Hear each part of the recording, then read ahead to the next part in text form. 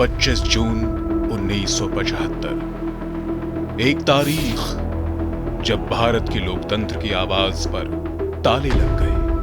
वह रात जब संविधान मौन हो गया, कलम कांपने लगी और नागरिक अधिकार सो गए। इसे हम आपातकाल कहते हैं, पर असल में यह था लोकतंत्र का सबसे काला अध्याय। भाइयों और बहनों, राष्ट्रपति जी ने आपातकाल की घोषणा की है। इससे आतंकित होने का कोई कारण नहीं है। 1970 के दशक की शुरुआत में भारत आर्थिक संकट से गुजर रहा था। महंगाई चरम पर थी, बेरोजगारी बढ़ रही थी, तेल संकट, सूखा और खाद्य संकट जैसी चुनौतियां भी सामने खड़ी हो रही थी। तब किसे पता था साल 1975 आपातकाल का काला अध्याय लेकर आया है, जो भारत की स्थिति बद से बदतर करने वाला था।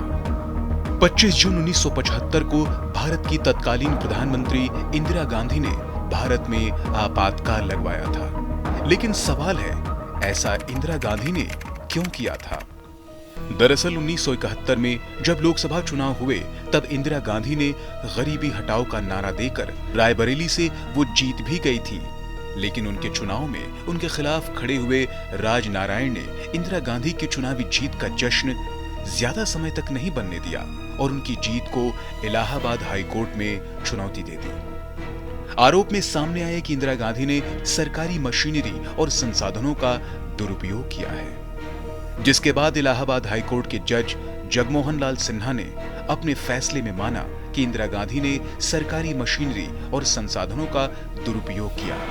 इसलिए जनप्रतिनिधित्व कानून के अनुसार उनका सांसद चुना जाना अवैध साबित होता है। हालांकि अदालत ने कांग्रेस पार्टी को थोड़ी राहत देते हुए नई व्यवस्था अर्थात नया प्रधानमंत्री बनाने के लिए 3 हफ्तों का वक्त दे दिया था। अदालत ने अगले 6 साल तक इंदिरा गांधी पर कोई भी चुनाव लड़ने पर रोक लगा दी। ऐसी स्थिति में इंदिरा गांधी के पास राज्यसभा में जाने का रास्ता भी नहीं बचा था। अब उनके पास प्रधानमंत्री पद छोड़ने के सिवा कोई दूसरा रास्ता नहीं था। इंदिरा गांधी ने इस्तीफा देने के बजाय 3 हफ्तों की मिली मोहलत का फायदा उठाते हुए हाई कोर्ट के फैसले को सुप्रीम कोर्ट में चुनौती दी। हालांकि वहां से उनको खासा राहत नहीं मिली।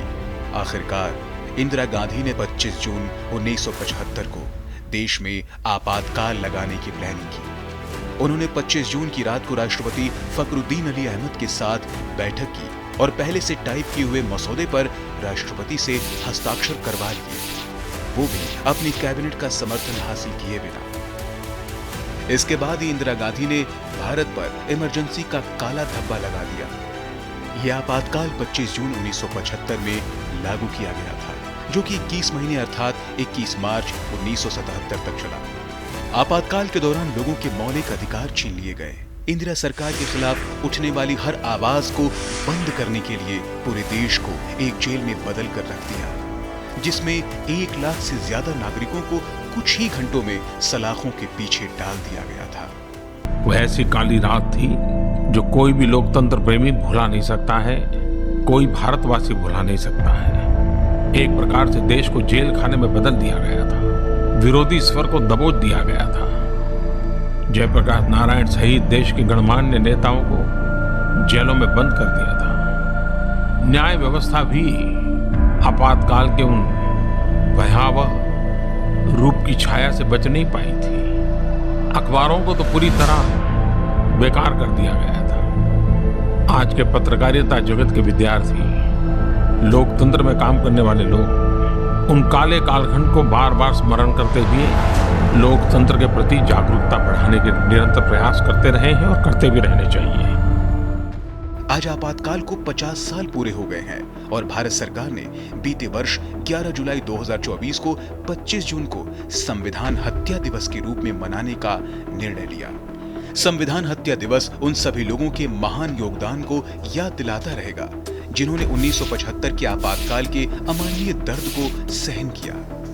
यह हर उस व्यक्ति को श्रद्धांजलि देने का दिन है जो आपातकाल की ज्यादतियों के कारण पीड़ित हुए, जो भारतीय इतिहास में इंदिरा गांधी की सरकार द्वारा लाए गए काले दौर के तौर पर हमेशा देखा जाएगा।